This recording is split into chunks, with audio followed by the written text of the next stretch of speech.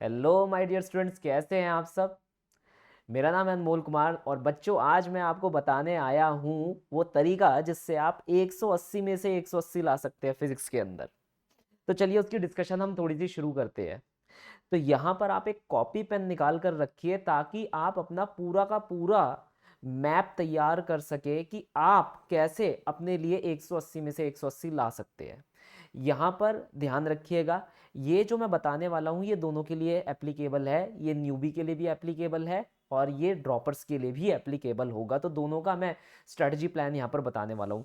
तो मेरे पास क्या है कि कई बच्चों के क्वेश्चन आते हैं जैसे कि सर क्वेश्चन सॉल्व नहीं हो पाते, है ना, लेकिन कंसेप्ट तो मुझे पूरा आ जाता है।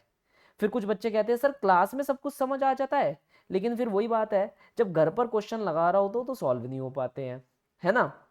सर कोई नया सवाल जैसे ही मेरे सामने आता है तो मैं उसमें अटक जाता हूँ, या फिर सर मेरे पास बहुत ही कम समय है सवाल सॉल्व करने के लिए, या सर टाइम ही नहीं मिल पाता सेल्फ स्टडी का, अब बताओ मैं क्या करूं। ये भी सवाल आए कि सर स्ट्रेटजी वीडियो तो यूट्यूब पर सबकी देख लेता हूं, फॉलो किसी को नहीं कर पाता, अप्लाई हो ही नहीं पाती है। यूट्यूब पर पढ़ने जाता हूं तो डिस्ट्रैक्शन हो जाते हैं, अटेंशन, कंसंट्रेशन, फोकस कैसे लेकर आऊं, है ना। सर नेगेटिव मार्क का बड़ा लफड़ा पड़ रहा है, नेगेटिव मार्क्स को मैं हैंडल नहीं कर पा रहा। सर मैं भूल जाता हूं, बुक्स क्या लूं, इंपॉर्टेंट चैप्टर कौन से हैं, स्पीड कैसे इंक्रीज करूं। ये सारे सवाल हम देखने वाले हैं, अभी हम ये देखेंगे, लेकिन इन सवालों को करने से पहले थोड़ा सा मेरे सुपर 100 बैच के बारे में एक बार समझ लो कि भाई यहाँ पर आप लोगों को क्या मिल सकता है और इन सवालों में से कितनी सारी चीज़ें हैं जो ये बैच अपने आप में सॉल्व कर देता है। पहली चीज़ है इंटरेक्शन, जो आपको मिलेगा 100% इंटरेक्शन है मेरे साथ। तुम क्लास में आओगे, रेगुलरली क्लास में आओगे, 100% मेरे से इंटरेक्ट कर पाओगे, अपना डाउट एंटरटेन कर पाओगे। तो डाउट प्रायोरिटी पर है, आपके घर में भी डाउट सॉल्व होंगे जो आप मुझे टेलीग्राम पर दोगे, और आपके डाउट क्लास के अंदर भी सॉल्व होंगे। Is that clear. अगर किसी का डाउट मुझे अच्छा लगता है जो वो टेलीग्राम पर भेजता है तो मैं उसे सबके साथ क्लास में करवाता हूँ, क्योंकि वो क्वेश्चन मुझे अच्छा लगा। वो कुछ एक ऐसा क्वेश्चन होता है कि भाई सबको जरूरत पड़ती है उस क्वेश्चन को करने की। हम बेसिक्स पर एम्फेसिस करते हैं कि बेसिक पार्ट को पक्के तरीके से लेकर चलना है। ऐसा नहीं है कि भाई चलो ठीक है, ये छोटा सा हमने कंसेप्ट देखा, ना उसके बारे में बताया ना उसके बारे में पढ़ा, डायरेक्टली उसके क्वेश्चन लगाने लग गए एंड दैट्स इट। और क्वेश्चन भी लगा रहे हैं तो भगा भगा कर लगा रहे हैं कि भाई ये भी क्वेश्चन लगा दो, ये भी क्वेश्चन लगा दो। हीप ऑफ क्वेश्चन तो हम लगा रहे हैं, लेकिन उसका बेनिफिट किसी बच्चे के पास तक नहीं पहुंच पा रहा, क्यों, सबकी लर्निंग पेस अलग है, कोई जल्दी समझता है, कोई धीरे धीरे समझता है। और अगर हम इतनी जल्दी पढ़ाएंगे तो कोई भी नहीं समझ पाएगा, चाहे वो जल्दी समझने वाला हो चाहे वो कम समझने वाला हो। तो एक मीडियम पेस के साथ समझाया जाता है ताकि सबको समझ आए। इसमें हम इस चीज़ का ध्यान रखते हैं कि अगर एक बच्चा बोल रहा है कि सर मुझे समझ नहीं आया, रिपीट कर दीजिए, तो मैं स्पेसिफिकली 100% रिपीट करता हूँ। Is that clear. मैं ये भी बताता हूँ कि एग्जामिनर का माइंडसेट क्या होगा जब वो क्वेश्चन बना रहा होता है, या कौन सा टॉपिक हॉट रहेगा जो एग्जामिनर के माइंड के अंदर रहेगा कि भाई इस टॉपिक से तो देना ही देना है। क्लियर।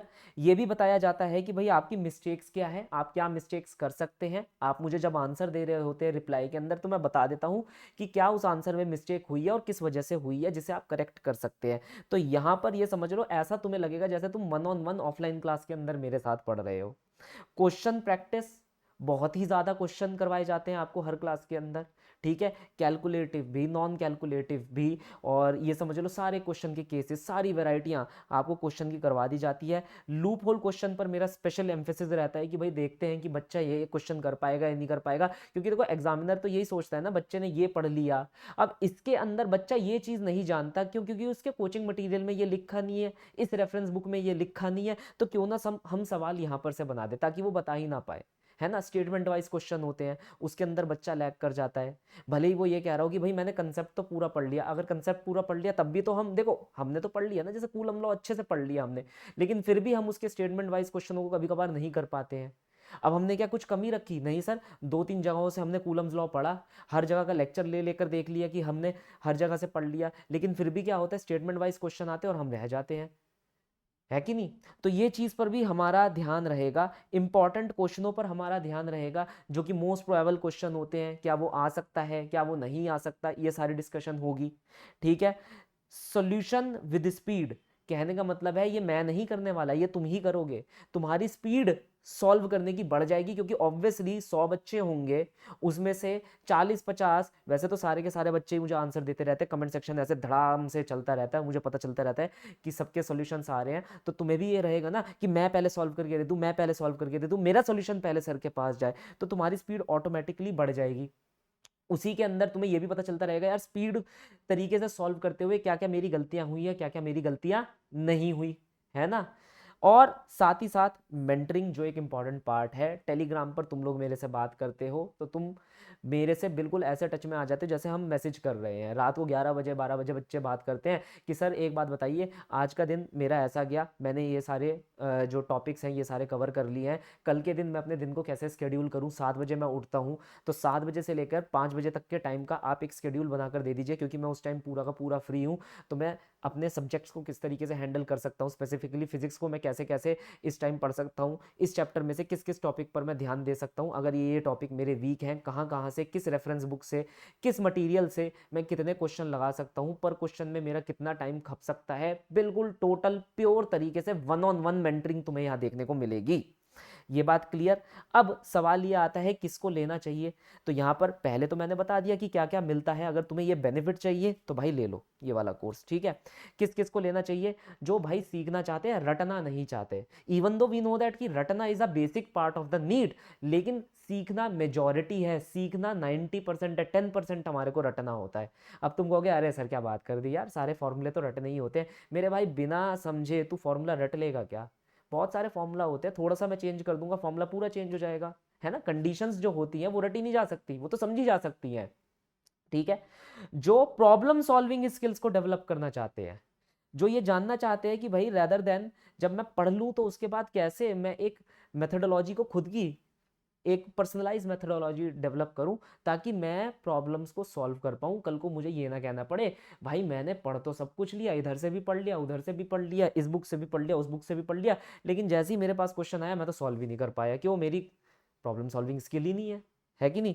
साथ ही साथ मैं ये देख पाऊं कि भाई मैं सेल्फ लर्नर कैसे बनूं, इंस्टेड ऑफ कि मैं बैसाखी के तौर पर चलता रहूं कि हर वक्त अनमोल सर रहे, वो मेरा हाथ पकड़ के मुझे नीट तक बैठाकर वहां तक, अरे मैं तुम्हारे साथ हूं, ये बात बिल्कुल क्लियर है, लेकिन यहां पर मैं तुम्हारे को सिखाने के साथ साथ तुम्हें एनेबल करने के लिए हूं, मेरा मेन काम तुम्हें एनेबल करना है, ये ध्यान रखना। लर्न फ्रॉम द मिस्टेक, तुम्हारी गलतियां और जो दूसरे लोग गलतियां करेंगे, सब लोग आंसर देंगे तो मैं सबकी गलतियां बताऊंगा तो तुम्हें पता चल जाएगा, अच्छा ये गलती भी हो सकती है यार, ये तो बिल्कुल ही नई गलती है, ओहो साइन भूल सकते हैं, अरे कैलकुलेशन मिस्टेक हो सकती है, ये तो नॉर्मल नॉर्मल सी गलतियां होगी, अरे यार क्या बात है, इसका तो लॉजिक ही इसने उल्टा लगा दिया, या फिर इसने एक नया लॉजिक डेवलप कर लिया इस बच्चे ने, है ना, मैंने इसका लॉजिक भी सीख लिया। तो दूसरों की मिस्टेक से खुद सीखना या दूसरों के आइडिया से खुद सीखना और उसके आइडिया को अपने साथ इंप्लीमेंट करना, एक हेल्दी कंपटीशन हमें देखने को मिलेगा, मैं पर्सनल मेंटर डाउट सॉल्वर आपको देखने को मिलूंगा। और साथ ही साथ अगर तुम चाहते हो ओवरऑल 25 के से ज़्यादा क्वेश्चन तुम सॉल्व कर पाओ, तो भाई इस ग्रुप को ज्वाइन कर लो, क्योंकि सारे के सारे मेंटर्स तुम्हें मिलकर इतने क्वेश्चन तो सॉल्व करवाएंगे ही।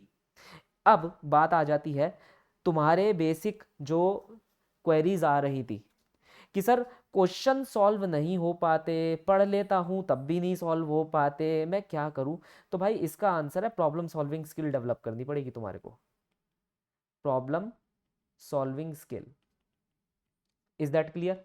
अब इसके लिए तुम ध्यान रखना हीप ऑफ क्वेश्चन सॉल्व करने हैं तुम्हारे को, जितने ज्यादा हो पाए उतने ज्यादा रेलिवेंट क्वेश्चन सॉल्व करने हैं, लेवल उनका कुछ भी हो, तुम लोग मुझे जानते हो, मैं कभी भी तुम्हें ये नहीं कहता कि तुम इस क्वेश्चन को मत लो क्योंकि ये तुम्हारे लेवल का नहीं है, जो क्वेश्चन तुम्हारे लेवल का नहीं होता लेकिन तुम्हारे ही सिलेबस का हिस्सा है, वही क्वेश्चन तुम्हारी लेवल को, तुम्हारी प्रॉब्लम सॉल्विंग स्किल को डेवलप कर सकता है।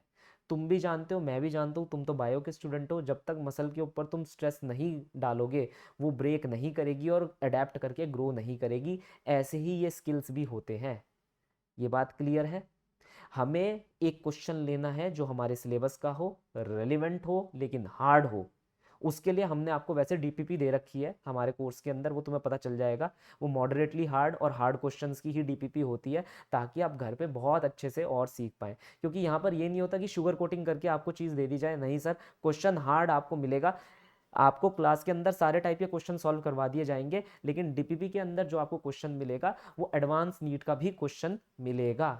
नीट का तो मिलेगा ही मिलेगा, साथ में एडवांस नीट का भी, ताकि आप एक डिफरेंस बना पाएं। क्योंकि यार अब सबके सब 700 700 720 सबके सब ला रहे हैं, तो तुम्हें भी तो कोई डिफरेंस बनाना है ना, कट ऑफ ऊपर जाती जा रही है ना। तो यहाँ पर मैंने बता दिया हीप ऑफ क्वेश्चन सॉल्व कर लेना। अब सर कम समय में ज़्यादा सवाल मैं कैसे सॉल्व करूँ? मेरे पास तो समय ही नहीं है। ठीक है भाई, नहीं है समय, होता है, कुछ लोग कहते हैं नहीं है समय, होंगी उनकी अपनी अपनी वजह। तो आप क्या कर सकते हो, जितने क्वेश्चंस आपके पास हैं उन्हें देख देख कर सॉल्व करो। आप एक समय के लिए अपने पास स्टॉप वॉच रखो। आपने एक क्वेश्चन देखा, टिक टिक टिक टिक टिक, मुझे पता है एक क्वेश्चन को 1 से 1.5 मिनट के अंदर सॉल्व करना है। अगर मेरे से वो क्वेश्चन सॉल्व नहीं हो पा रहा तो मुझे उसे अपने दिल पर नहीं बैठाना और 10-20 मिनट लेकर नहीं बैठ जाने। कोई बात नहीं, मैं उसका सॉल्यूशन देखूंगा, फॉर्मूला पढ़ूंगा, और फॉर्मूला पढ़ने के बाद एक कॉपी पेन लेकर फॉर्मूले को लिखूंगा, वैल्यूज पुट करूंगा, आंसर लगाऊंगा। अगर मुझे उसके कंसेप्ट का नहीं पता तो रेफरेंस बुक के अंदर कंसेप्ट को वापस पढ़ूंगा। जिस किसी का भी लेक्चर ले रहा हूँ, लेक्चर में वापस जाऊंगा, अनमोल सर के उस पर्टिकुलर पार्ट को खोलकर देखूंगा, वापस सीखूंगा, एंड देन वापस क्वेश्चन को रीअटेम्प्ट करूंगा। अगर कंसेप्ट नहीं आता, कंसेप्ट आता है तो बस फॉर्मूला देखूंगा, कैसे वैल्यूज पुट हो रही हैं, कैसे कैलकुलेशन हो रही है, कैलकुलेशन को टोटल तरीके से खत्म करके उस क्वेश्चन को एंड करूंगा। Is that clear? तो ये तुम्हारे टाइम का वो हो गया। अब तुम कह रहे हो भाई सर मेरे पास सेल्फ स्टडी का टाइम नहीं मिलता, तो मतलब ऐसे कौन से खेत है जिसे तुम बेच रहे हो कि भाई तुम्हारे पास सेल्फ स्टडी का टाइम नहीं है? ये सब देखो, ये सेल्फ स्टडी का टाइम होना चाहिए। मैं अपने कोर्स में भी तुम्हें यही सिखा रहा हूँ कि सेल्फ स्टडी तुम कैसे कर पाओ, इसलिए सारे केसेस बता देता हूँ मैं उसके अंदर किसी भी सवाल के। तो मेन चीज़ ये है, चाहे 1 घंटा निकालो या 1.5 घंटा, अगर सेल्फ स्टडी का टाइम नहीं है कोई बात नहीं मेरे भाई, फिजिक्स के लिए बस 1.5 घंटा निकाल ले, उतना काफ़ी है। इतने के अंदर ही बहुत कुछ हो सकता है। अगर बैकलॉग है तो उसे क्लियर करने की कोशिश कर, देख देख कर क्वेश्चन करने की कोशिश कर, इतने ही टाइम के अंदर, that will be more than enough. अगर बहुत ज़्यादा टाइम है तो 2 से 2.5 घंटा फिजिक्स के अंदर देने की कोशिश करो। तो अगर सेल्फ स्टडी का टाइम नहीं मिल पा रहा, रात को कॉफ़ी लगाओ, जगो 1-1.5 घंटा और सवाल निकालो। Is that clear? Strategy video देख लेता हूँ सबकी, लेकिन उसे अप्लाई नहीं कर पाता। इसलिए नहीं कर पाते क्योंकि भाई सबकी स्ट्रैटेजी वीडियो सबके लिए नहीं होती, हर एक प्रोग्राम सबके लिए नहीं होता। जैसे हर किसी का डाइट प्लान सबके लिए नहीं होगा। अब जैसे मुझे अगर देखा जाए, मेरे को शायद 2500 कैलोरीज सूट करेगी, तुम्हारे को शायद 3000 कैलोरीज भी सूट ना करे। तुम कहोगे सर मेरी डेली कैलोरिक नीड 3500 है कि नहीं? मानते नहीं मानते? तो मेरे से ज़्यादा कैलोरिक नीड होगी, तो तुम्हें कुछ और खाना पड़ेगा, कैलोरी डेंस फूड खाना पड़ेगा, मुझे कम कैलोरी खानी पड़ेंगी। Is that clear? तो सबकी अलग अलग, हर किसी के लिए अलग अलग स्ट्रैटेजी लगती है। वो हम बताएंगे आपको कि अपनी स्ट्रैटेजी खुद आपको कैसे डेवलप करनी है, मोटी मोटी चीज़ें बता दी जाएंगी। यूट्यूब पर पढ़ने जाता हूँ चाहे, और डिस्ट्रैक्ट हो जाता हूँ। अब मैं क्या करूँ भाई? अगर यूट्यूब पर पढ़ने जाते हो डिस्ट्रैक्ट हो जाते हो तो हमारी ऐप पर आ जाओ। ऐप पर ना तुम्हारे को इधर की वीडियो दिखेगी ना उधर की। तुम हद से हद मेरे मेरे लेक्चर के बाद कहाँ भाग सकते हो? आनंद भाई के पास भागोगे, आनंद सर के पास भागोगे, उनका लेक्चर देख लोगे। अच्छा वहाँ पर से भी बोर हो गए, फिर कहाँ भागोगे? मोहित के पास जाओगे, मोहित से ज्योति के पास जाओगे, फिर से वापस मेरे पास आओगे। तो कहाँ तुम्हारे पास टाइम मिलने वाला है? हम ही वहाँ पर गेम खेलते रहेंगे तुम्हारे साथ। इधर से जाओगे तो उधर, उधर से जाओगे तो किधर। तो वहाँ पर तुम्हारे को बेनिफिट मिलता रहेगा कि टाइम वेस्ट नहीं होने वाला। क्लियर? अब नेगेटिव मार्क, ये सर ये बड़ी इंपॉर्टेंट चीज़ है। नेगेटिव मार्क है, उन्हें मैं कैसे रोकूं? ये नेगेटिव मार्क वाली चीज़ को मैं तुम्हें बाद में बताऊंगा, स्ट्रैटेजी जब बता रहा हूँ। ठीक है? भूल जाता हूँ ये भी, स्ट्रैटेजी जब बता रहा हूँ तब बताऊंगा। बुक्स कौन सी लूँ, स्ट्रैटेजी जब बताऊंगा तब ये चीज़ भी कवर करूंगा। इंपॉर्टेंट चैप्टर ये भी तभी क्लियर करूंगा। और स्पीड इंक्रीज कैसे करूं? भाई देख, स्पीड इंक्रीज करने का तरीका क्या है? तुम अगर क्लास में बैठे हो, मैडम कोई भी सवाल पूछती है, हाथ किसका सबसे पहले खड़ा होता है? जिसको वो क्वेश्चन का आंसर पता होता है, या तो उसका लॉजिक पता होता है या वो कैलकुलेशन करके बैठ जाता है, हाँ या ना? तो जब तक मैंने पीछे वाली चीज़ों पर वर्क ही नहीं करा, प्रॉब्लम सॉल्विंग स्किल पर वर्क ही नहीं करा, मैं अपनी स्पीड कैसे बढ़ा सकता हूँ? जब मुझे पता है, जब मुझे फॉर्मूला ही याद नहीं है किसी चीज़ का, मैं अपनी स्पीड कैसे बढ़ा लूँगा? फॉर्मूला लिखने लिखने में ही मुझे समय लग जाएगा, तो स्पीड की ऐसी तैसी हो गई। फिर कैलकुलेशन पार्ट आ जाता है। फॉर्मूला में देर लग गई लिखने लिखने में, फिर कैलकुलेशन पार्ट आ गया। लॉजिक में देर लग गई, फिर कैलकुलेशन पार्ट आ गया। है कि नहीं? तो फास्ट कैलकुलेशन भी हमें सीखनी पड़ेंगी, करनी पड़ेंगी। चलो, अब यहाँ पर मैंने लोगों को दो पार्ट में बांट रखा है। एक होते हैं जो ड्रॉपर कैटेगरी में आते हैं और एक होते हैं जो न्यूबी कैटेगरी में आते हैं। न्यूबी मतलब जो अभी 11वीं 12वीं कर रहे हैं, या तो वो 11वीं में जस्ट आए हैं, 11वीं या तो उनकी चल रही है, या वो 12वीं में जस्ट आए हैं, या फिर 12वीं उनकी चल रही है, वो मिडल में है, एंड सेशन में है। ड्रॉपर वह लोग होते हैं कि भाई जो पूरा कोर्स खत्म कर चुके हैं, उनके थोड़े बहुत या तो बैकलॉग रहेंगे या फिर वो बैकलॉग भी नहीं रहेंगे। इनकी हम बात कर लेते हैं। तो पहले हम बच्चों से शुरुआत करेंगे, न्यूबी से। ड्रॉपर्स को थोड़ा सा इंतजार करना पड़ेगा। देखो भाई, तुम्हें सिलेबस कंप्लीशन पर ध्यान देना होगा। अगर तुम 12वीं के अंदर हो तो ये ध्यान रखना कि तुम्हारा जो 11th का है, जिसे तुम, मैं 100% कह रहा हूँ, सबके सब भूल गए होंगे, चाहे तुम कोचिंग में हो या फिर तुम कोचिंग में नहीं हो। अब इतनी कोचिंग पढ़ा पढ़ा के मुझे ये भी पता चल गया है कि कोचिंग में रहते हुए भी बच्चे भूल जाते हैं। तो अगर तुम कोचिंग में हो तब भी तुम भूल चुके हो, और नहीं हो तब भी तुम भूल चुके हो। और अगर तुम ये क्लेम करते हो कि मुझे आता है, तो फॉर ऑब्वियस रीजन तुम एक क्रीम स्टूडेंट हो, उसकी मैं बात नहीं कर रहा। ठीक है? तो 12वीं में रह के 11वीं को कंप्लीट करना बहुत ज़्यादा ज़रूरी है। अब तुम कहोगे सर ये मैं कैसे कर लूँ, मतलब मैं 12वीं पर ध्यान दूँ, मैं सीबीएसई बोर्ड पर ध्यान दूँ, या फिर मैं अपनी 11वीं पर ध्यान दूँ? मेरे भाई, इसके लिए शेड्यूल निकालना पड़ता है। इसमें ये नहीं होगा कि मैं किस पर ध्यान दूँ। अब मान लो, देखो यहाँ पर ध्यान से, मान लो ये मेरी दिन की शुरुआत होती है, और मैं ये उस स्टूडेंट के लिए बता रहा हूँ जो स्कूल जाता है। ठीक है? जो स्कूल भी जाता है, जो कोचिंग भी जाता है, ये उसके लिए मैं बता रहा हूँ। तो अब मान लो तुम्हारा जो स्कूल है वो 2 बजे तक का स्कूल है। तुम 3 बजे तक घर आओगे और देन 4 बजे से लेके 8 बजे तक की कोचिंग क्लास में निकल जाओगे। है कि नहीं? यही तुम्हारा स्केड्यूल होगा ज़्यादातर। अब तुम मान लो घर आए, घर में तुम्हारे पास, तुम्हें पता ही है कि 8 बजे से चले और 8:30 तक घर आ गए, 8:30 या मान लो 9 बजे तक तुम घर आ गए। हम ये मानकर चलते हैं। कब तक घर आ गए भाई? 9 बजे तक घर आ गए। अब तुम्हारे पास वक्त ही कितना रह गया? अगर मेरे हिसाब से देखा जाए, 9 से 12, 3 घंटे यहाँ पर हमें मिल सकते हैं, और एक सुबह का टाइम। अब तुम कहोगे अरे सुबह सुबह हम कैसे उठे सर, 8 घंटे की नींद लेनी होती है। 8 घंटे की नींद को हम कैसे, यार 6 घंटे की फंक्शनल नींद लो, 6, 6.5, 7 घंटे की, ठीक है, फंक्शनल नींद लो। 1 घंटा कैसे भी करके सुबह एक्स्ट्रा निकालने की कोशिश करो। ये 1 घंटा सबसे ज़्यादा इम्पॉर्टेंट टाइम होता है। 9 से 12 तो तुम्हें पढ़ाई करनी ही करनी है, इसमें कोई कोताही बरतनी नहीं है कि भैया मुझे नींद आ गई मैं सो गया। अगर बिल्कुल अल्टीमेट नींद आ रही है, सो जाओ, कोई फर्क नहीं पड़ रहा, वरना कॉफ़ी लगाओ और बैठो और रात को पढ़ाई करो। अब इसमें आपको स्केड्यूल सेट करना पड़ेगा, 9 से 12 का स्केड्यूल कैसे। अब क्योंकि तुम लोग नीट में हो तो मैं नीट वालों की कहानी बता देता हूँ, है ना? तुम लोग सोचते हो यार मैं कंफर्ट जोन में रहना चाहता हूँ, है ना? अरे 11th का पढ़ना ही तो स्टार्ट करना है, सर ने कहा 11th का पढ़ना स्टार्ट करना है, let us start with biology. मतलब मैं तुम लोगों को ऐसे देख रहा होता हूँ, इवन मैं ऑफलाइन सेंटर में पढ़ा रहा था, मैं अंदर गया, पूरी क्लास बायोलॉजी पढ़ रही है। बायोलॉजी में भी उन्होंने बॉटनी तो छुआ ही नहीं भाई, भाई बंदे जूलॉजी निकाल कर बैठे हुए, और मैं ऐसे देख रहा हूँ। मैंने कहा सबके मॉड्यूल बंद करवाए, मैंने कहा फिजिक्स खोलो। क्यों? अब यहाँ ध्यान से देखो, तुम्हारे पास 3 घंटे है रात के। तुम सबसे पहले 1 या आधे घंटे के अंदर, मैं आधा घंटा भी नहीं कह रहा, मैं बस 1 घंटा कह रहा हूँ, इस 1 घंटे के अंदर 11th क्लास पर पुरजोर ध्यान दोगे। ये बात क्लियर? 11th क्लास की स्पेसिफिकली तुम फिजिक्स पर ध्यान दोगे। अब फिजिक्स पर क्यों ध्यान देना है? क्योंकि मुझे पता है तुम्हारा केमिस्ट्री काफ़ी स्ट्रांग होगा ही होगा। ऐसा नहीं है कि किसी भी नीट के बच्चे का केमिस्ट्री वीक होता है, हाँ थोड़े बहुत का वीक होता है, देयर आर सम एक्सेप्शंस, लेकिन केमिस्ट्री तुम लोगों का स्ट्रांग होता है। तुम लोगों का सबसे वीक फिजिक्स होता है, तो हम सबसे पहले फिजिक्स को रखेंगे कि 11th का फिजिक्स हमें लेकर चलना है। और फिजिक्स किस तरीके से लेकर चलना है वो भी मैं तुम्हारे को बता देता हूँ। हमारे पास क्या होता है, यहाँ पर आ जाओ, ये सारे चैप्टर्स होते हैं, तो अभी ये सिर्फ 11th के चैप्टर्स हैं, है ना? और अगर तुम 12वीं के अंदर हो तो ध्यान रखना ये सारे चैप्टर्स तुम्हें कवर अप करने हैं। अब तुम कहोगे सर ये सब चैप्टर्स मैं कैसे कवर अप करता रहूँगा, मुझे फिर से सारा का सारा पढ़ना पड़ेगा, मुझे यूट्यूब पर जाकर वीडियोस देखनी पड़ेंगी, मुझे रेफरेंस बुक को रेफर करना पड़ेगा, और 1 घंटा है बस मेरे पास। तो मैंने कहा हाँ भाई तेरे पास सिर्फ 1 घंटा है, अब देख कवर कैसे करना है। तुझे फॉर्मूला बुकलेट का यूज़ करना है। अगर तूने बनाई हुई है तो अच्छी बात है, सीनियर की फॉर्मूला बुकलेट है, अच्छी बात है, नहीं है तो बहुत सारी formula booklet on the web तुम्हें देखने को मिल जाएगी, फ्रीली अवेलेबल रहती है, हर कोई बनाकर रखता है।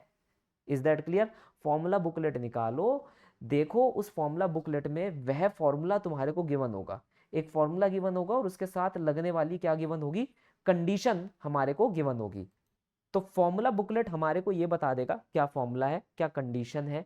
अब तुम्हें अपना मेन एम्फेसिस क्या करना है, 15 मिनट लगाना है पूरे चैप्टर के फॉर्मूले पढ़ने में। अब जैसे काइनेमैटिक्स है यार, S is equal to U T plus half A T square की क्या ही कंडीशन होगी, V equal to U plus A T की क्या ही कंडीशन होगी, प्रोजेक्टाइल के फॉर्मूलों की क्या ही कंडीशन होगी। वहां पर फॉर्मूले लिखे होंगे, थोड़ी बहुत कंडीशन लिखी होगी, उन्हें अच्छे से पढ़ो, 15 मिनट के अंदर खोल कर रखो उस फॉर्मूला बुकलेट को। अपना कोचिंग का मटीरियल निकालो जो तुम्हारे पास पहले से ही है, ठीक है, जिस मटेरियल को तुम लगा चुके हो 11वीं के अंदर, अगर वो एनसीईआरटी या बस एनसीईआरटी निकाल लो, अगर कोचिंग का मटेरियल है कोचिंग का मटेरियल निकाल लो, अगर पीवाईक्यूज है तो मैं अभी रिकमेंड नहीं करूंगा, अभी पीवाईक्यूज मत निकालना, कोई इवन कोई रेफरेंस बुक निकाल लो, जो भी तुम रेफरेंस बुक फॉलो कर रहे हो उसको निकाल लो, जो तुमने खरीदी हुई होगी, वो धूल छाट रही होगी, उसे कभी तुमने यूज नहीं करा होगा, उसी को निकाल लो और उसके क्वेश्चन लगाना शुरू करो। 15 मिनट के बाद तुम्हारे पास 45 मिनट रह जाएंगे।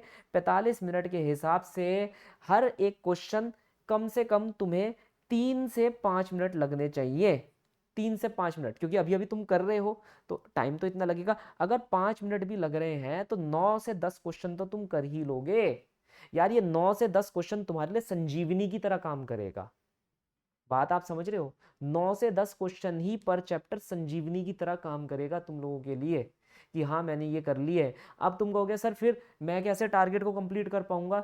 देखो अब तुम्हारे पास आ जाता है सैटरडे संडे, जिसे हम वीकेंड कहते हैं।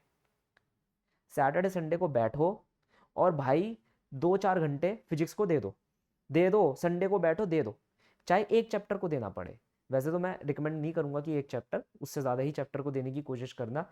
तो मेन एम्फेसिस हमारा फिजिक्स होना चाहिए। रात को जगना पड़े सैटरडे की जग लो, क्योंकि कल संडे होगा, थोड़ा सा तुम एक्स्ट्रा 1-2 घंटे सो सकते हो। तो उस केस में क्या होगा, जो कोचिंग मटेरियल है कम से कम उसमें से 100 से 200 क्वेश्चन तुम लोग सॉल्व कर लोगे। ये ज़्यादा टाइम नहीं लेने वाला। नीट के क्वेश्चन होते ही कैसे, सीबीएसई लेवल के तो क्वेश्चन होते हैं नीट के, इतने ज़्यादा हार्ड भी नहीं होते। तो ये मत कहना कि मैं नहीं कर सकता। 100 से 200 क्वेश्चन, ज़्यादा सोचने की बात नहीं है। अगर मान लो तुमने 150 क्वेश्चन भी करे, मैं ज़्यादा नहीं कह रहा, 150 क्वेश्चन भी करे, हर क्वेश्चन के लिए तुम 2 मिनट का समय ले रहे हो और लगातार कर रहे हो, तो तुम 75 मिनट लोगे। 75 मिनट, ये कहने की बात है कि सिर्फ मैं 75 मिनट लूंगा। अब इस 75 मिनट में तुम 60 मिनट भी ऐड कर लो तब भी क्या फ़र्क पड़ गया यार। 1 घंटा 15 मिनट और उसमें 1 घंटा और ऐड कर लो, 2-2.5 घंटे से ज़्यादा लगने नहीं है। अब तुम 200 क्वेश्चनों को पूरा दिन भर लेकर बैठ जाओ तो फिर मैं नहीं बोलने वाला कुछ, खुद व्यक्ति खुद समझदार है। टारगेट तुम्हारा 200 क्वेश्चन का रहना चाहिए। Is that clear. तो ऐसे करके हम 11th को रिवाइव कर सकते हैं और खत्म कर सकते हैं एज सून एज पॉसिबल। कि मान लो एक वीक में कर रहा हूं तो काइनेमैटिक्स चल रही है, सैटरडे तक संडे तक पूरी काइनेमैटिक्स खत्म हो जाएगी और संडे से ही मुझे एनएलएम शुरू कर देना है, ताकि ट्यूसडे आने आने तक एनएलएम पूरा खत्म हो जाए। मुझे जल्दी जल्दी 11th कवर करनी है। 12th तो साइमल्टेनियसली कोचिंग के अंदर चल ही रही होगी, हर जगह चल ही रही होगी, मैं भी करवाऊंगा तो वो चल ही रही होगी। तो 11th 12th साइमल्टेनियसली होता रहेगा।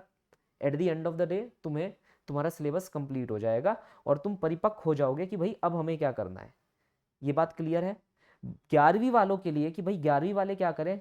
तुम लोगों को कुछ नहीं करना, जो पढ़ाया जा रहा है उसे पढ़ते रहो, जो फैकल्टी जितना करवा रही है उसे करो, अपने क्वेश्चन की लेवल बढ़ाओ और क्वेश्चन के नंबर बढ़ाओ। अगर दीदी भैया 200 क्वेश्चन कर रहे हैं तो तुम 300 करोगे भाई, तुम लोग 300 क्वेश्चन करोगे। और ये मत कहना कि हम भी यही सेम पैटर्न फॉलो कर रहे हैं और हमें टाइम नहीं मिल पा रहा। देख ले भाई, 1 घंटा तो मैंने निकाला, यहाँ पर से बच्चे बाकी 2 घंटे तेरे हैं, उसमें तू जो मर्जी पढ़। ये 1 घंटा तेरा है, ये 3 घंटे तेरे हैं, उसमें जो मर्जी तू पढ़ सकता है। सुबह उठ अपना आराम से बायो पढ़, तेरा मन है बायो पढ़, तेरा मन है सुबह उठकर 12वीं क्लास के तेरे को सवाल लगाने हैं तू वो लगा, जो तेरा मन है। Is that clear. ठीक है, या जो मैंने कोचिंग में पढ़ा उसके सवाल मुझे लगाने हैं तो इन 3 घंटों के अंदर तुम लगा सकते हो। ये बात क्लियर है। तो यहाँ से तुम्हारी 11वीं भी कंप्लीट हो जाएगी, 12वीं भी कंप्लीट हो जाएगी फिजिक्स की स्पेसिफिकली। और फिर तुम कह रहे हो कि सर हर दिन ही फिजिक्स पढ़ना है, नहीं ऑल्टरनेट डेज कर लो। देखो हर दिन ये 1 घंटा तो फिक्स रहेगा फिजिक्स का, बाकी ऑल्टरनेट करते रहना, ऑल्टरनेट इस 3 घंटे के लिए ऑल्टरनेट करते रहना कि हर दिन 1 घंटा 11वीं का फिजिक्स तो मुझे पढ़ना ही पढ़ना है। इसके अंदर डे नंबर 1 पे मैंने फिजिक्स पढ़ लिया, अगले दिन मैंने केमिस्ट्री पढ़ ली, फिर फिजिक्स पढ़ लिया, फिर केमिस्ट्री पढ़ ली, फिर फिजिक्स पढ़ लिया, फिर केमिस्ट्री। लेकिन इसके अंदर जो फिजिक्स केमिस्ट्री की मैं बात कर रहा हूँ वो करंट कोर्स जो तुम्हारा चल रहा होगा उसकी चल रही है। 11वीं वाले बच्चों, तुम्हारे को पूरे 4 घंटे मिल रहे हैं, 4 घंटे को यूटिलाइज अपने हिसाब से करना है। जो मॉड्यूल, जो मटेरियल सर ने दे दिया है उसे अच्छे से कवर आउट करते चलना है, जो मैं यहाँ पर दे देता हूँ उसे अच्छे से कवर आउट करते हुए चलना होगा। Is that clear? 300 plus question वैसे तुम्हारे को टारगेट होना चाहिए, लेकिन 12वीं का बच्चा अगर इतने भी ना कर पाए तो यार 200 कर लेना, भली भांति तुम लोग जानते हो इतना ज़्यादा टाइम नहीं लगने वाला। सोर्सेज क्या होंगे तुम्हारे लिए? अपना कोचिंग मटेरियल ही तुम्हारा मेन सोर्स होगा। वैसे गूगल पर बहुत कुछ अवेलेबल हो जाता है, कहने का मुझे कुछ ज़रूरत है नहीं। तो अगर तुम ये रट लगाए हुए हो कि भाई मैं तो नहीं खरीद सकता किसी का मटेरियल, तो आजकल सब कुछ अवेलेबल है एक सेल्फ लर्नर के लिए, और इक्वली क्वालिटी भी अच्छी है, मैं मना नहीं कर रहा, आप पढ़ सकते हो, ठीक है। इसको करने के बाद आपको PYQ लगाने हैं, और फिर अगर आपको कुछ एक्स्ट्रा क्वेश्चन चाहिए तो फैकल्टी के पास जाइए। जैसे लोग मेरे पास इंस्टाग्राम पर वो सॉरी इंस्टाग्राम कह रहा हूँ, ये क्या नाम है तुम्हारा, टेलीग्राम, टेलीग्राम पर आते हैं और बोलते हैं सर मुझे दे दो कुछ एक्स्ट्रा क्वेश्चन, है ना, तो मैं उन्हें एक्स्ट्रा क्वेश्चन दे देता हूँ। ये बात क्लियर है? ठीक है भाई, किसी ने क्वेश्चन बैंक लगा लिया फंडा बॉक्स का, ले भाई और क्वेश्चन ले ले, तेरा और मन है और ले ले क्वेश्चन, क्वेश्चन की कमी पड़ी है हमारे पास, है ना। और अपनी एक मिस्टेक नोटबुक बनाए रखें। मिस्टेक नोटबुक क्या है कि जो क्वेश्चन गलत हो जाए फट से उस मिस्टेक नोटबुक के अंदर डाल दिया, क्यों, वो वापस पढ़ना है हमारे को क्वेश्चन। और टेस्ट देने की कोशिश करें, कम से कम 10 क्वेश्चन होने चाहिए टेस्ट में। अब तुम कहोगे यार मेरा टेस्ट कौन बनाएगा, तुम खुद बना सकते हो या फिर मम्मी पापा उनसे बनवा लो। कैसे? जो कोचिंग मटेरियल तुमने पढ़ा, मान लो काइनेमैटिक्स तुम्हारा पूरा हो गया संडे को, ठीक है, तुमने कहा वेडनेसडे को मैं अपने काइनेमैटिक्स का टेस्ट दूंगा। कैसे दूंगा? मम्मी ये मेरा कोचिंग मटेरियल है, इसमें से कोई भी 10 क्वेश्चन आप सिलेक्ट कर लो, है ना, उन्हें एक पेज पर लिख दो या फिर कहीं से प्रिंट करवा लो, या कैसे भी उन 10 क्वेश्चनों को रिप्रोड्यूस करवा लो। मैं उन 10 क्वेश्चनों को, उन रैंडम 10 क्वेश्चनों को सिलेक्ट करके करूंगा। अब वो जो 10 क्वेश्चन होंगे उनको ऐसे मुझे करना है कि नेगेटिव मार्क्स ना आए, इंस्टिंक्ट वाइज मुझे ध्यान रखना है। अगर मुझे डाउट है इस क्वेश्चन में, मैं करने ही नहीं वाला, ये तुम्हारे नेगेटिव मार्क्स को अपने आप नीचे कर देगा। क्योंकि इंस्टिंक्ट वाइज ये हो गया यार इस क्वेश्चन में मुझे शक है, मैं इसे अटेम्प्ट ही नहीं करने वाला। बच्चा क्या करता है, यार ये भी अटेम्प्ट कर दिया, ये भी अटेम्प्ट कर दिया, सब अटेम्प्ट कर दिया, मार्क्स अपने आप नीचे आ जाते हैं। तो अटेम्प्ट ही नहीं करना। और दूसरी बात है, जो अटेम्प्ट करना है वो कंक्रीट तरीके से अटेम्प्ट करना है। फिर इसके अंदर मैं देखूंगा मेरी क्या एक्यूरेसी कितनी रहेगी। क्या चीज़? मेरी एक्यूरेसी कितनी रहेगी। अगर मान लो मैंने 10 में से 8 क्वेश्चन सॉल्व करे, तो मैंने वो सही से सॉल्व करे, एग्जैक्टली सॉल्व करे, तो मेरी 80% एक्यूरेसी। और हर बार मैं अपनी एक्यूरेसी को लिखता रहूंगा चैप्टर या सब टॉपिक वाइज, कि इस चैप्टर में मेरी इतनी एक्यूरेसी, इस चैप्टर में मेरी इतनी एक्यूरेसी, इस टॉपिक में मेरी इतनी एक्यूरेसी, और मुझे वो एक्यूरेसी बढ़ाते हुए जाना है। जब मैं आज से 2-3 महीने बाद वापस वो टेस्ट दूं, तो मेरी एक्यूरेसी पहले वाले टेस्ट से ज़्यादा आनी चाहिए। हर दिन की एक्यूरेसी मेरी पिछले वाले से ज़्यादा आनी चाहिए, चाहे 1% ज़्यादा है चाहे 5% ज़्यादा है, तभी तुम आगे बढ़ोगे, तभी 180 मार्क्स आएंगे, तभी लूप होल बिल्कुल खत्म हो जाएंगे। ध्यान रखना, 180 मार्क्स आने के लिए पूरा सिलेबस पता होना चाहिए। ये नहीं है कि मुझे कुछ पता ही ना हो, मैं छोड़कर चला जाऊँ, EM वेव अच्छा मैं तो नहीं पढ़ूंगा, नहीं पढ़ना, मुझे स्पेक्ट्रम याद नहीं होते। नहीं होते तो भाई स्पेक्ट्रम को लिख कर रख ले, दीवार पर चिपका ले, और रोज देख और रोज पढ़ उसको, रट उसे बैठकर। क्लियर? ड्रॉपर भाई, अगर बैकलॉग है जो कि होने नहीं चाहिए तो कंप्लीट कर लो, ठीक है। 11th और 12th तुम्हारी साथ में चलनी चाहिए, जैसे मेरे कोर्स में चल रही है। 11वीं 12वीं एक साथ चल रही है। ये मत करना कि 11वीं पहले कर ली फिर 12वीं कर रहे हो, गुड़ गोबर हो जाएगा सब कुछ, पहले ही बता दिया। तुम्हें फॉर्मूला मैराथन लगाते रहना है हर हफ्ते, 2-2 3-3 चैप्टर का। पढ़ने का समय नहीं है, इन डेप्थ कोई तुम्हें चीज़ रीड नहीं करनी है, तुम्हें पहले से ही आती है। फालतू के जाकर लेक्चर्स नहीं देखते रहने हर जगह कि यार ये वीडियो लेक्चर देख लिया, वो वीडियो लेक्चर देख लिया, फिर भी कुछ नहीं आया, नहीं देखना। फॉर्मूला मैराथन लगाओ और उस चैप्टर को ये समझ लो डन मानो, उसके ऊपर टेस्ट देने, मतलब उसके ऊपर कम से कम 200-300 क्वेश्चन करने की कोशिश करो। ये चीज तुम्हारे पास होनी चाहिए, समझ रहे हो, ये मेन चीज है।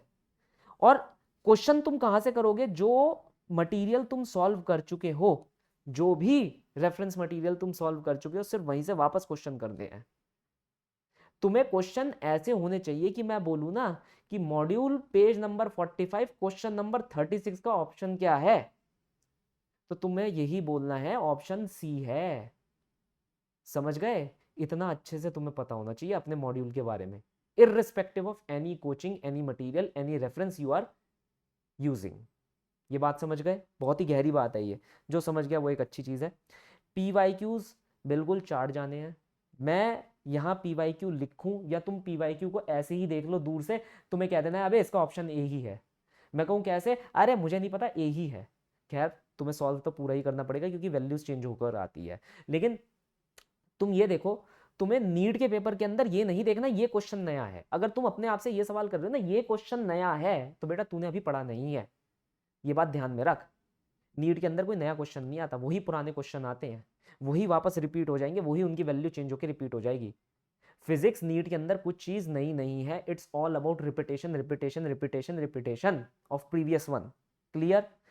और टारगेट कंप्लीट करना है तुम्हें सिलेबस का, कि जैसे फॉर एग्जांपल पेपर है उससे 2-3 महीने पहले, ये तो मैं 2-3 महीने पहले उन लोगों के लिए बोल रहा हूँ कि सेफ साइड रहे, तो 3 महीने पहले का सेफ साइड का टारगेट कंप्लीट करके रखना। और उसके अंतर्गत भी तुम्हारा जो सिलेबस कंप्लीशन है वो 2-3 बार हो जाना चाहिए। अब ये मत मिमी आते रहना कि 2-3 बार कैसे होगा, फॉर्मूला मैराथन से अपने आप 5 बार तक हो सकता है। क्लियर? ठीक है। अब तुम्हें कम से कम 3 से 5 चैप्टरों का टेस्ट देना है। जैसे कि यहां पर आ जाओ, तुमने कहा कि मान लो अगले संडे में टेस्ट देना चाह रहा हूँ, ये रहे मेरे 5 चैप्टर, ये मेरे 5 चैप्टर है मैकेनिक्स के, इन्हीं का टेस्ट दूंगा। कैसे टेस्ट दूंगा? 5 चैप्टर से 50 क्वेश्चन बनवाने हैं।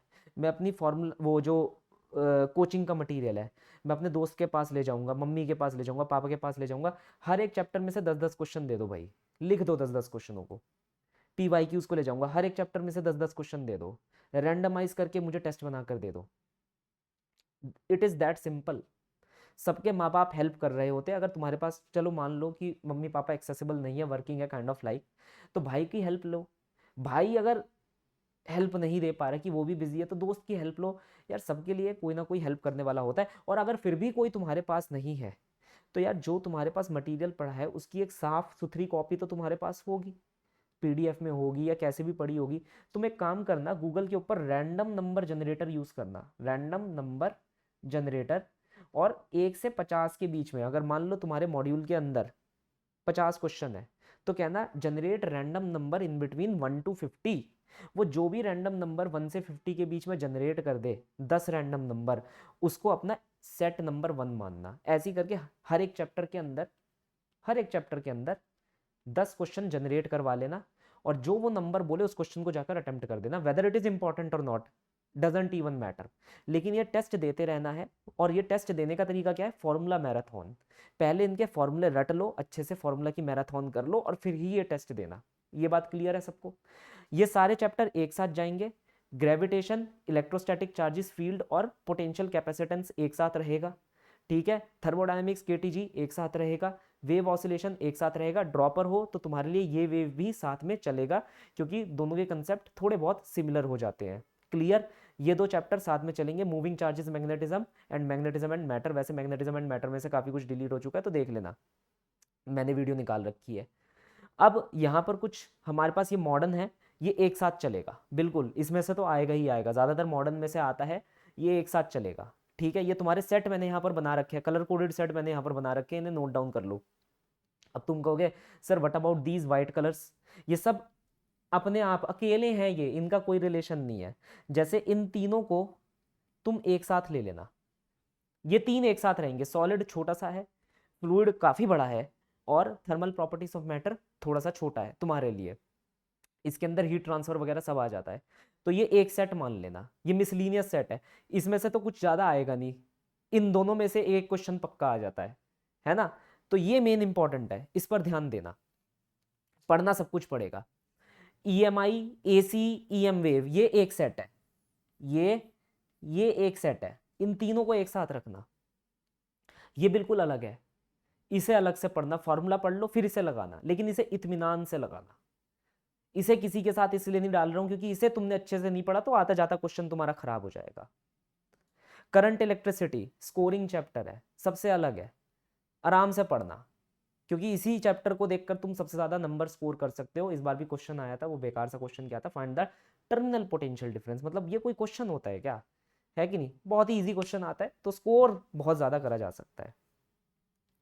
अब यहां पर बुकों की बात, कोचिंग मटेरियल ही फॉलो करोगे जो भी तुम्हारे पास पड़ा हो, कुछ एक्स्ट्रा चाहिए मेरे से मांग लेना। HC वर्मा फॉलो करूं या ना करूं, करने की कोई जरूरत नहीं है, क्योंकि इसमें सिर्फ सिलेक्टेड प्रॉब्लम्स होती है, हर टीचर वो अपने लेक्चर में करवा देता है, तो बेकार में HC वर्मा पर जाने की कोई जरूरत नहीं है, समय भी नहीं है। NCERT करो पूरी थरली, सारे एग्जाम्पल करो रैशनलाइज सिलेबस के, एग्जाम्पलर इंक्लूडेड है तुम लोगों के लिए, और ये 11वीं वालों के लिए भी है, 11वीं और 12वीं वालों के लिए भी है कि भाई NCERT और एग्जाम्पलर दोनों करने हैं। एग्जाम्पलर क्या होते हैं, एग्जाम्पलर के सिलेक्टेड क्वेश्चंस हमारे को करने होते हैं, सारे क्वेश्चंस नहीं करने हैं। कोई क्वेश्चन नहीं समझ आ रहा, दिमाग ज़्यादा उसमें लग रहा है, भूल जाओ, फेंको, मारो गोली, आगे बढ़ जाओ। PYQ सारे के सारे करने हैं, इतना कर लो उतना ही काफ़ी है। एक्स्ट्रा क्वेश्चन के लिए फैकल्टी, हमेशा फैकल्टी, ठीक है। अब मेरी वॉलेटाइल मेमोरी है सर, मैं भूल जाता हूँ, क्या करूँ? मिस्टेक नोटबुक बनाओ, जिसे हर संडे को तुम रिवाइज करोगे, फॉर्मूला मैराथन के साथ इसे रिवाइज करोगे, फॉर्मूला मैराथन करो, हर संडे करो, चाहे 1 घंटा करो, मगर करो, ठीक है। रॉन्ग क्वेश्चन की मैराथन करो, देखो तुम्हारी वॉलेटाइल मेमोरी कैसे खत्म हो जाती है। फिर मेरे से कहना कि अरे सर छोड़ो सारी बातें, मैं जूनियर्स को खुद ही पढ़ा दूंगा, जो 11वीं में है वो बोलेगा मैं सीनियर्स को खुद ही पढ़ा दूंगा, इतनी 11th तो मुझे ही आती है। समझ गए? ये सब नोट डाउन कर लेना। बस आज के लिए इतना ही। अब ये तुम्हारे ऊपर है, मैंने तुम्हें बता दिया क्या क्या सटल पॉइंट्स को ध्यान में रखना है। तुम्हारे ऊपर है कि तुम कब से शुरू करोगे और कैसे शुरू करोगे। मैंने एक स्टडी प्लान पूरा बता दिया कि कितना टाइम देना है स्पेसिफिकली। हाँ ध्यान रखना, ड्रॉपर्स जो बच्चे हैं भाई, ड्रॉपर वालों के लिए 2 से 3 घंटे फिजिक्स के अंदर डालने ज़रूरी हैं, अगर तुम एक्स्ट्रा मार्क्स स्कोर करना चाहते हो तो। और दोनों लेकर चलना 11वीं 12वीं साथ में, ठीक है। दिन का 2 से 3 घंटा, ये मैंने बता दिया। कोई भी प्रॉब्लम आए बिल्कुल मेरे से कनेक्ट हो जाओ, टेलीग्राम पर मैं हूँ, कमेंट सेक्शन में मैं हूँ, ठीक है। मेरे से कुछ भी पूछ सकते हो तुम इस केस में। तो मैंने तुम्हें सब कुछ यहाँ स्ट्रैटेजी बता दी। कस्टमाइज कर सकते हो तुम कि अगर मैं आज से पढ़ना स्टार्ट करूंगा तो हाँ ठीक है, इस वीक इतना कवर कर सकता हूँ, इस वीक इतना कवर कर सकता हूँ, इस वीक इतना कवर कर सकता हूँ, इस वीक इतना कवर कर सकता हूँ। तो वीक बाय वीक अगर मैं कवर करता रहूंगा तो मैं जनवरी तक इतना पोर्शन कवर कर पाऊंगा। ये ध्यान रखना, ये मैंने तुम्हें बता दिया। वीक वाइज वीक तुम कवर करोगे एंड देन जनवरी तक तुम इतना ओवरऑल कवर कर लोगे। तो उससे तुम एस्टिमेट लगा सकते हो कि ठीक है जनवरी तक इतना पोर्शन अगर मेरा कवर हो गया तो इतना रहता है, अगर इतना रहता है तो उसे मुझे कैसे रीएडजस्ट करना है। Is that clear? तो यहीं पर से तुम फिजिक्स के अंदर अपने लेवल से बहुत ऊपर उठ जाओगे। देखो मैंने कोई बेफालतू की यहाँ पर बातें आपको नहीं बताई हैं, सारी की सारी बातें उन्हीं लोगों में लगा रखी हैं जो रिजल्ट निकाल कर आ चुके हैं, वो ऐसे ही रिजल्ट निकालते हैं। ये कह देना कि ये स्ट्रैटेजी फॉलो कर ले, वो स्ट्रैटेजी फॉलो कर ले, सर जो रिजल्ट लाता है बच्चा या बच्ची वो अपनी स्ट्रैटेजी फॉलो कर रहे होते हैं, वो किसी से दूसरे से स्ट्रैटेजी लिखवा कर नहीं आते, वो तो बस उससे गाइडेंस लेकर आते हैं कि हाँ सर बताओ मुझे करना कैसे है, किस किस चीज़ों पर ध्यान देना है, किस किस किताबों पर मुझे ध्यान देना है। मैं तो यही कह रहा हूँ, जो किताब तेरे पास है, ज़रूरी नहीं वो किसी ब्रांड की किताब हो या नॉन ब्रांड की किताब हो, जो किताब तेरे पास है वो भी एनफ है तेरा नीड निकलवाने के लिए। ये बात आप समझ रहे हैं? तो कमेंट सेक्शन में अगर कोई सवाल हो तो पूछ लेना, टेलीग्राम पर कोई सवाल हो तो पूछ लेना। मेरे मेंटरिंग सेशन अवेलेबल रहते हैं, जो भी मेरे सुपर 100 बैच के अंदर है वो मेरे से पर्सनली बात कर सकता है। तो मिलते हैं आपसे नेक्स्ट वीडियो के अंदर। Thank you.